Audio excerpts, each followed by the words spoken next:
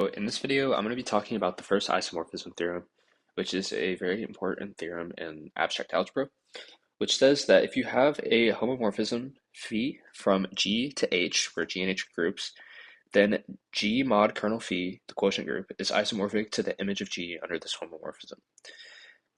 Now, before we go into the proof and the technical details, let's try to see what's going on intuitively. I think that a good way to view this is through the lens of linear algebra, because if we have, say, a linear transformation T from R2 to R2, this linear transformation is also a homomorphism, because all linear transformations are just homomorphisms.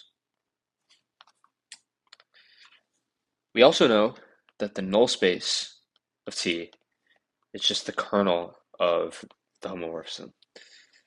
These things are the same thing. It's just kind of you'll often see this notation in linear algebra versus this, you'll see it sometimes. But really what's going on is the null space is just the kernel. It's everything that gets mapped to the zero vector.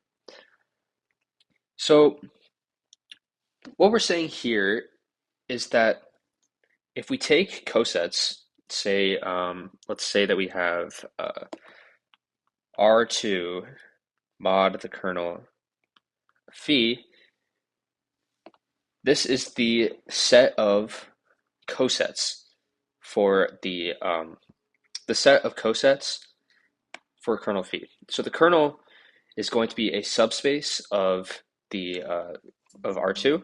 So in this case, let's just say that, hold on. So let's just say that this is, all cosets phi plus kernel phi.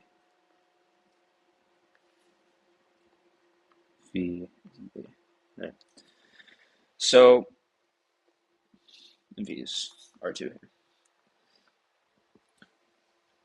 So to see this, let's consider a picture of the plane, and then we can say that the span of this vector is going to be the null space. So that means that, all the vectors that you have on this line, they go back to 0 under the transformation. But what we need to look at is what happens to the cosets under this linear transformation. Because if we take the cosets, we're just adding vectors from the vector space to this line. We just get parallel lines like this. And this is just called a quotient space. But, it's also a quotient group. It's just a little bit more specific in terms of linear algebra, because we know that we're working with vector spaces and not general groups. But what we have here is we have these parallel lines, and these go and they extend throughout R2. But the key point is that this is the kernel. This line is the kernel. So that means that under the linear transformation, this whole line collapses back towards 0, back here. So in a sense, we understand that this direction is getting collapsed towards 0.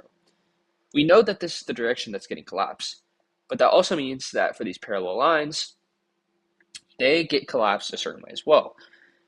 They're going to get collapsed back down like this. So all these parallel lines collapse to these points. What we see here is that, this might not be a perfectly accurate drawing, but what's going on is that all these points that lie on the same parallel line map to the same point under the homomorphism. So that means that if 2 points are in the same coset, then they map to the same point under the homomorphism. Essentially, if they're in the same coset, we really don't care about what point they are within this coset.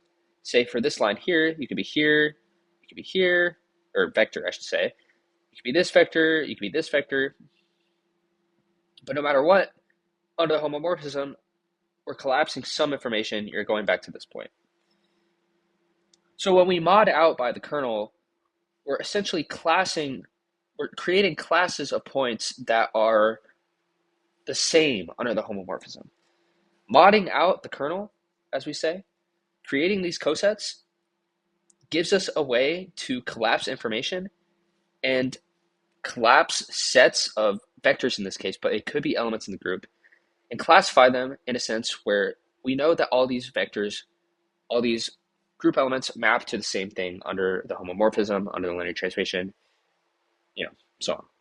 So that's kind of what's going on in a visual sense here. So let's recall what the statement says. It says that in this case, let's just say, R2 mod the kernel phi is isomorphic to the image of T.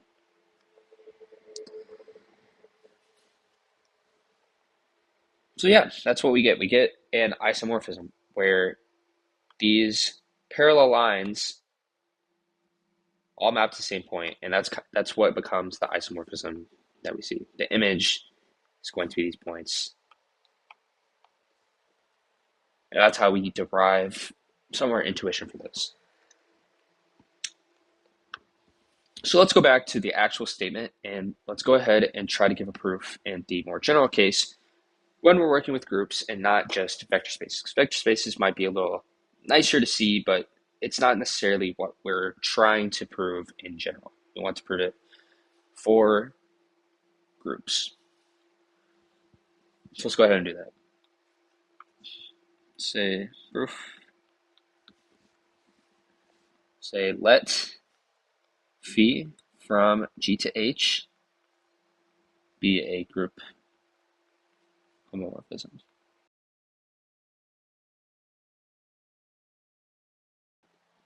Now we're going to define a new map, psi, from the quotient group to the image of G under the homomorphism. And the mapping is going to be defined as follows. It's going to be that psi of G curve phi is equal to phi of G. This is sometimes called the natural mapping. But what we can see, what's going on here is anything in this coset just gets mapped to the image of this group element. So if we go back to the picture here, that's saying that this element added to the coset is going to be, or added to the kernel in the terms of the linear transformation is going to be, one of these lines here. And the image of that is going to be, say, this point. So that's the map that we're defining.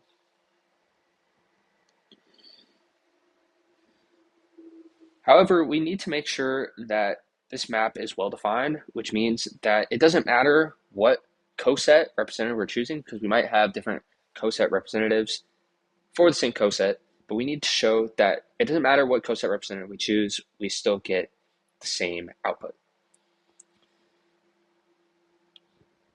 So let's say, suppose G curve phi is equal to H curve phi for some G and H and G. Now we want to show that these are the same under psi. So say we want to show that psi G curve phi is equal to psi of H curve phi.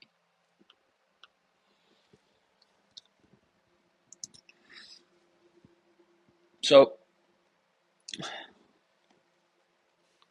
since we know that G kernel phi is equal to H kernel phi, G equals HK for some K in the kernel.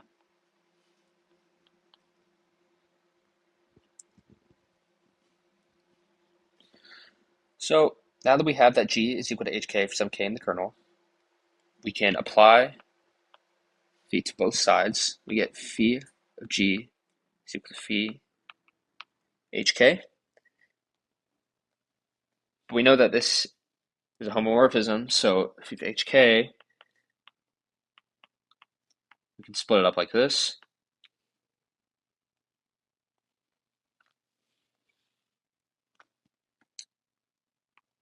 Then since K is in the kernel of phi, phi of K is equal to the identity element in H, by definition. So phi of G is equal to H E.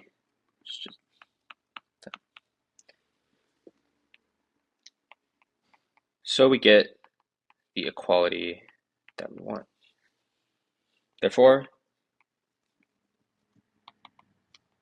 we get that psi is well defined. Now we just have to show the properties for an isomorphism, which means that one, psi is a homomorphism, and then we need to show that it's one-to-one and onto to show that it's an isomorphism. But to show that it's a homomorphism, let's take psi of G kernel phi, H kernel phi is equal to psi GH kernel phi. And we'll note that we can set these equal because the kernel is always a normal subgroup. So we do have this operation, which is equal to phi GH. This is a homomorphism, so we split it up, and then we get the following by definition. Therefore, psi is a homomorphism.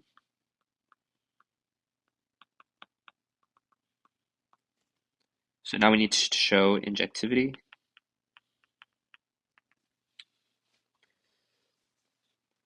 So to do this, suppose the psi of, say, G kernel phi is equal to psi H kernel phi for some G and H and G.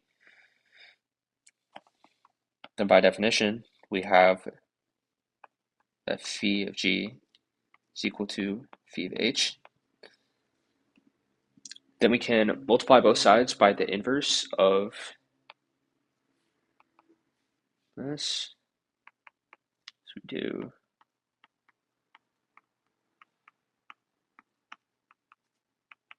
like so. But then we'll note that this here is equal to G H inverse is equal to E. So therefore, GH inverse is in the kernel of phi. So then by properties of cosets, we get the G kernel phi is equal to H kernel phi. This is the equivalence relation for cosets. That if their difference is in a coset, then that means that is in the identity coset, I should say, then that means that they are actually the same coset. So now we have that this forced G kernel phi to equal H kernel phi.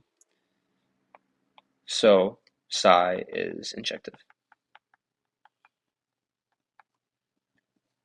And then lastly, surjectivity is easy because if we just take some x in the image of G under the homomorphism, if it's in the image of G, then x equals phi of G for some GG, then there exists G kernel phi in the quotient group such that psi G kernel phi equals phi of G. There you have it. We're done. So now we have shown that this map is an isomorphism, and what we can actually conclude with would be so G kernel phi is isomorphic to the image of G, since we have shown that psi is an isomorphism. So that's it. Thank you for watching.